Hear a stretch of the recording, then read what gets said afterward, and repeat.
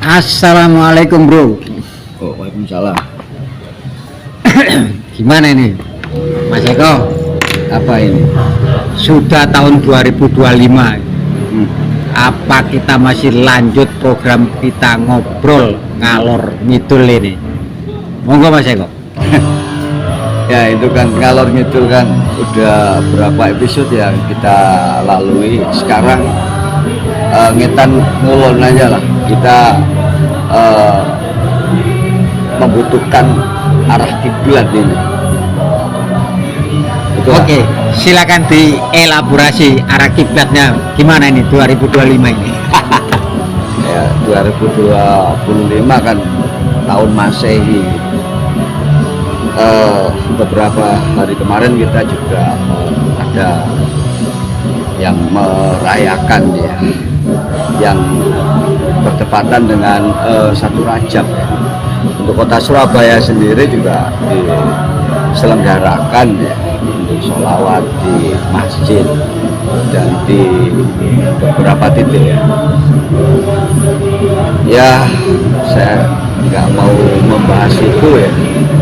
Jadi tentang tahun 2025 ini kan, kalau versi Cina kan ular kayu. Ya kalau menyikapinya dan harapan kedepannya seperti apa? Ya karena kemarin juga transisi ya dari pilpres, caleg, Pilkada. ya pilkada, ya seperti itulah. Jadi apakah mereka ini bermutu atau berkutu, berkualitas atau tidak ya, kita nggak tahu ya. Dan mohon maaf, selama ini kan saya selalu pesimis. Tahun 2024 saya katakan pesimis. Tahun 2025 masih pesimis. Dan saya sebagai warga negara, rakyat Indonesia harus bersuara meskipun kondisi saya menengah ke bawah atau kategori miskin. Tentang harapan sudah saya katakan lagi, masih pesimis dengan situasi dan kondisi yang saat ini ya, dengan maraknya kebijakan yang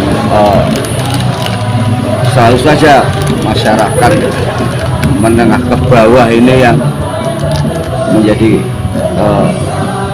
sengsara ya, atau korban. Jadi apalagi Ya, Mas Eko selalu pesimis ya, walaupun kita sudah berganti era dari kepemimpinan Presiden Jokowi yang seperti itu ya, dan sekarang ini sudah pemerintahan Presiden Prabowo ya, terpilih di 2024 kemarin ya. Apa prasyarat Mas Eko agar pandangannya yang dari dari pesimis menjadi optimis? Silakan Mas Eko. Ya, di era Orde Baru 32 tahun kediktatoran Otoritarian ya. Di reformasi ini sudah 27 tahun. Jadi Mulai dari 9. Jadi apa yang kita lalui bersama untuk bangsa dan bernegara ini kan sudah terjadi ya, dengan perubahan undang-undang yang asli. Dan selalu saja tidak pernah mewujudkan atau merealisasikan apa yang menjadi cita-cita Bapak pendiri bangsa, dan semua sudah tertera, termaktub di dalam Undang-Undang 1945 yang asli dan Pancasila yang merupakan dasar negara, juga sumber dari segala sumber. Ayo, monggo dilanjutkan. Ya, sebagai sumber dari segala sumber hukum telah diamandemen. Sudah berapa kali Mas? 3 kali ya? 4 kali apa 3 kali ini ya? Amandemen yang terakhir kan 4 kali tahun 2002. Dan itu yang akhirnya tidak membuat masyarakat bertambah keadilan, kemakmurannya, justru stagnan. Ini saya ingat Mas Eko pernah menyatakan bahwa 2025 ini bisa jadi cuma stagnan, bahkan lebih buruk daripada 2024 kondisi masyarakat kita. Gimana Mas Eko? Iya. Jadi stagnan itu sama saja ya, ada perbaikan. Tapi saya kemarin sudah membuat artikel, bukan artikel ya wawancara lah dengan rekan kita yang berprofesi sebagai wartawan, agar di 99 hari pemerintahan Kabinet Merah Putih ini harus ada perbaikan. Nah, kalau berbicara lebih parah atau lebih buruk dari tahun kemarin, ya kita pantau aja seberapa jauh ya kiprahnya dengan kepemimpinan yang baru dilantik ini. Yang kita ketahui latar belakangnya dan program visi misinya itu seperti apa melalui janji kampanye politiknya, dan partai politik untuk nasional aja sudah 17 ya, 18 ya. Ya sekarang untuk parlemen dikuasai atau lebih banyak mana ya yang berkuasa di DPR. Seperti itu. Kait untuk bagaimana harapannya tahun 2025, ya kita tetap aja ya mengatakan semoga, artinya ada doa di situ ya, karena kita sebagai rakyat kecil ya, bukan berarti kita tidak bersuara. Jadi kalau berbicara tentang pergerakan, perjuangan, ini tidak pernah berhenti ya, dan kita kembali ke zaman penjajahan ya. Kita ingat dengan apa yang diorasikan atau dipidatokan dengan apa ya, patriot ya, kepatriotannya seorang Bung Tomo ya. Coba cermati apa yang ada di dalamnya, seperti itu. Dan kita nggak ada yang bayar, kita selalu menyuarakan tentang kondisi bangsa dan negara, karena citaan kita ya pada tanah air. Padahal hidup sendiri kita ini yang juga harus perlu dibantu, perlu ditolong semestinya ya. Dan ini tugas siapa gitu. Ya semestinya yang berbicara ini kan wakil rakyat yang mewakili seluruh rakyat, bukan mewakili daerah pilihan atau pemilihan. Jadi agar menjadi lembaga yang benar-benar memperjuangkan apa yang menjadi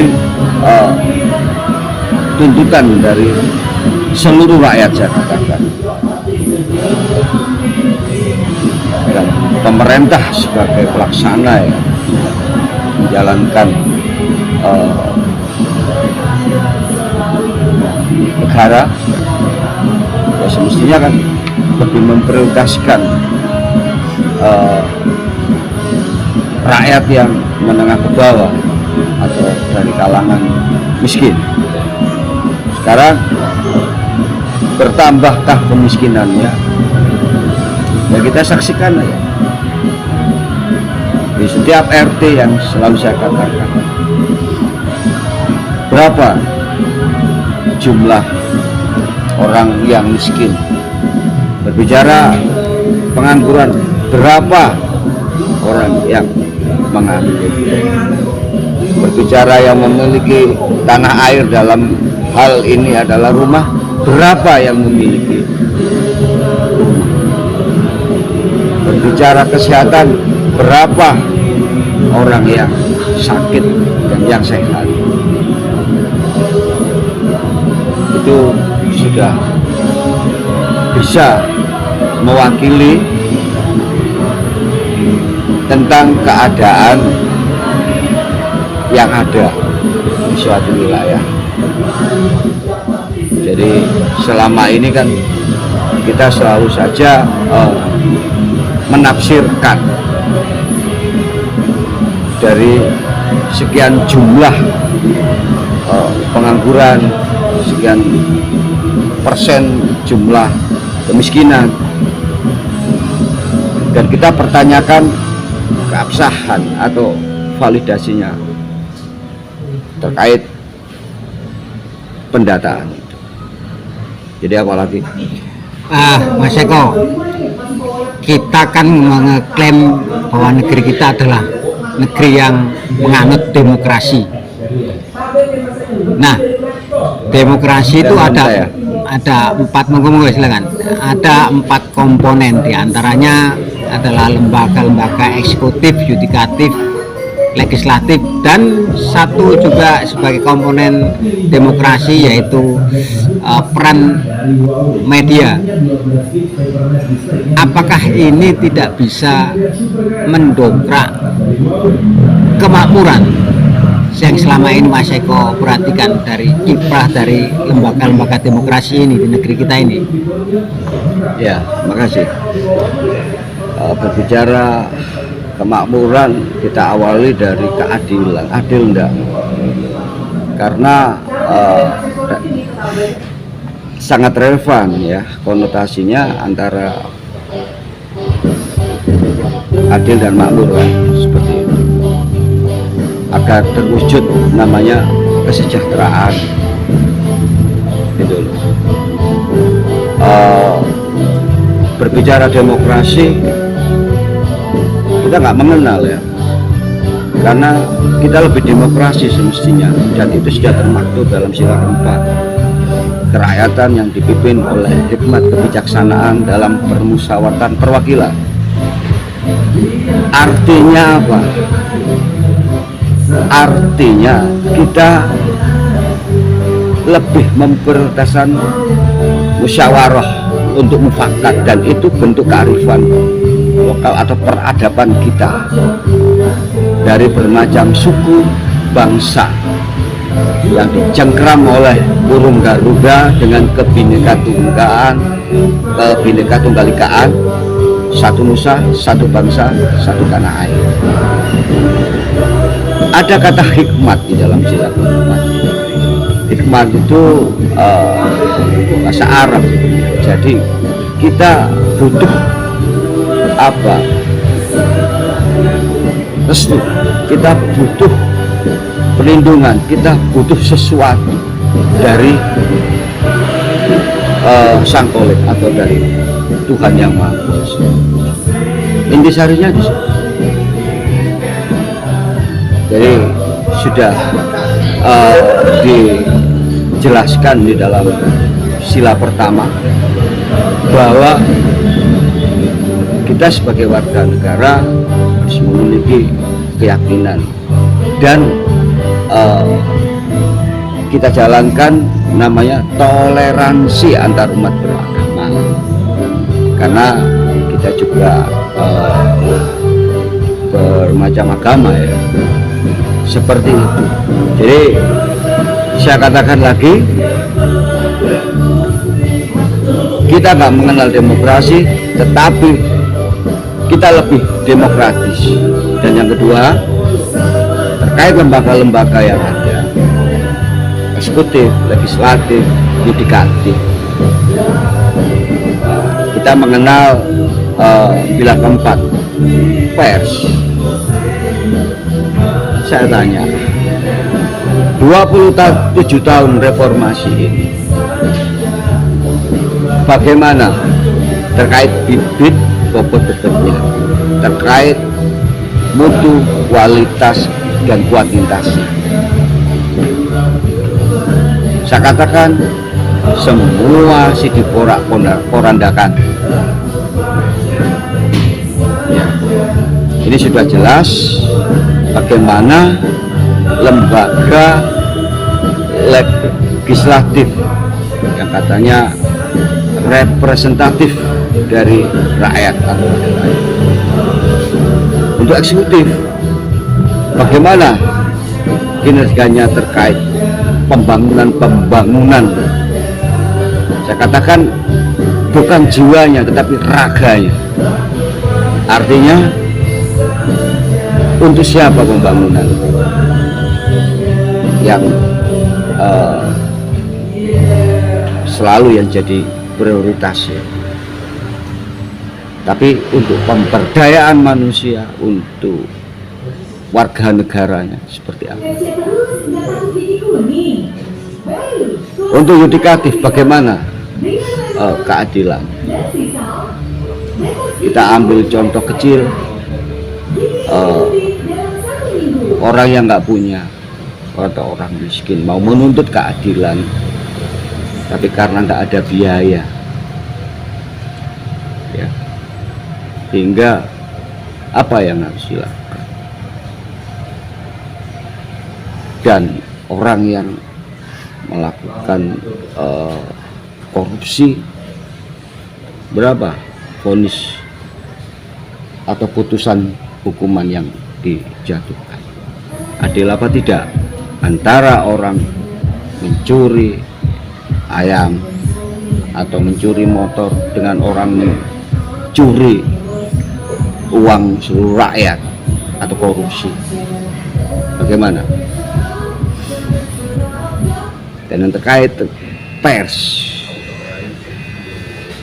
ya kita mengetahui ya kondisi saat ini, bahkan 20 tahun ini dengan mudahnya ya untuk menjadi seorang wartawan terkait bidang jurnalistik. Masih saya pertanyakan ya, karena pers ini ya mohon maaf selalu saja dijadikan alat ya, untuk melindungi penguasa dan pengusaha. Nah, ini sungguh miris ya, dengan banyaknya jumlah ya organisasi wartawan yang ada. Apa betul independensi? Jadi kita mengetahui selama ini siapa pemilik media online maupun cetak maupun audio visual maupun media sosial, ya kan, tidak lepas dari pengusaha kan, meski ada beberapa orang yang politisi, saya jadikan alat ya, dan dipermudah sekarang karena sudah disahkan Omnibus Law ya, untuk kemudahan berusaha. Apa lebih baik ya, kita tunggu aja bagaimana selanjutnya. Jadi semua lembaga ini sudah saya katakan ini ya, mohon maaf, sudah tidak menjalankan tugas dan fungsinya sebagaimana mestinya. Itu saja. Kalau nanti saya berbicara terlalu sensitif, krusial, nanti menjadi delik. Ini kan merepotkan kita sendiri. Kita nggak ada yang bayar ya berapa episode ini. Jadi itu yang tengah terjadi. Jadi untuk lembaga yang lainnya itu kan seperti partai politik atau lembaga swadaya atau organisasi masyarakat atau serikat pekerja atau lainnya, ini kan juga seperti inilah kondisinya ya. Apalagi Oke Mas Eko, satu pertanyaan terakhir ya Mas Eko ya. Menurut Mas Eko yang Mas Eko pahami dari sisi hukum, sebenarnya tindak kejahatan korupsi itu jika dibandingkan dengan tindak kejahatan terorisme, itu mana yang lebih mengkhawatirkan? ya, kalau saya bukan hanya mengkhawatirkan, ini membahayakan. Ya, yang membahayakan Ya negara. jelas lah, ya jelas korupsi lah. Padahal faktanya ya, Ya dari kalau beberapa media kemarin kita kan tahu bahwa orang yang melakukan tindak pidana korupsi 300 triliun dihukum, divonis 6,5 tahun. Bagaimana menurut Mas Eko? ya kan sudah saya katakan tadi. Jadi untuk lembaga yudikatif itu, ya, jadi apa hukuman itu layak gitu, dengan merugikan negara sebesar ya kurang lebih 300 triliun itu hanya dihukum 6,5 tahun gitu. Bayangkan gitu. Terus keadilannya di mana? Padahal itu sama-sama ekstraordinari Ya ya. semestinya orang-orang seperti itu ya dirampas, disita semua aset-asetnya yang dia miliki, dimiskinkan. Setelah itu udah dieksekusi mati ya. Seperti layaknya teroris.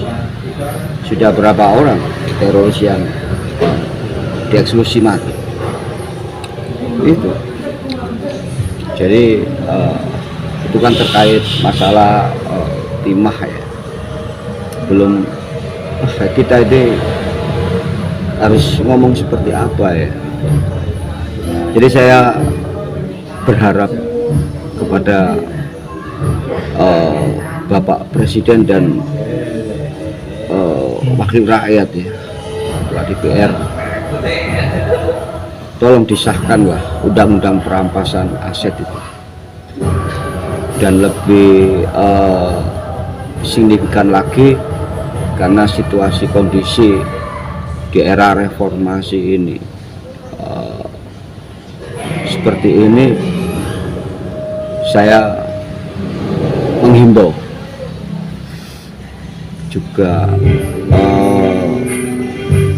berharap agar Bapak Presiden Republik Indonesia yang baru dilantik ini segera menerbitkan atau mengeluarkan dekret untuk kembali kepada Undang-Undang Dasar 1945 yang asli dan Pancasila. Jadi setiap kebijakan apapun pasti ada pro dan kontra. Tapi ingat, selama maksud dan tujuan untuk mewujudkan cita-cita Bapak pendiri bangsa, ya, untuk merealisasikan yang namanya keadilan, kemakmuran, kesejahteraan, insya Allah seluruh rakyat Republik Indonesia akan mendukung. Jangan takut untuk ditumbangkan atau dilengsarkan, karena kekuasaan itu hanya sementara. Seperti halnya dengan kediktatoran 32 tahun juga bersifat sementara. Tidak ada yang kekal di dunia ini. Jadi gajah mati meninggalkan gading, manusia mati meninggalkan nama. Berbuatlah untuk bangsa dan negara, bergeraklah untuk seluruh lapisan masyarakat, terutama masyarakat menengah ke bawah atau masyarakat miskin. Wujudkanlah cita-cita Bapak pendiri bangsa sesuai dengan Undang-Undang Dasar 1945 dan Pancasila, agar kita menjadi bangsa dan negara yang sesungguhnya. Sudah saja. Oke, terima kasih Mas Eko. Assalamualaikum, tetap seger waras. Sami-sami. Waalaikumsalam warahmatullahi wabarakatuh. Makasih.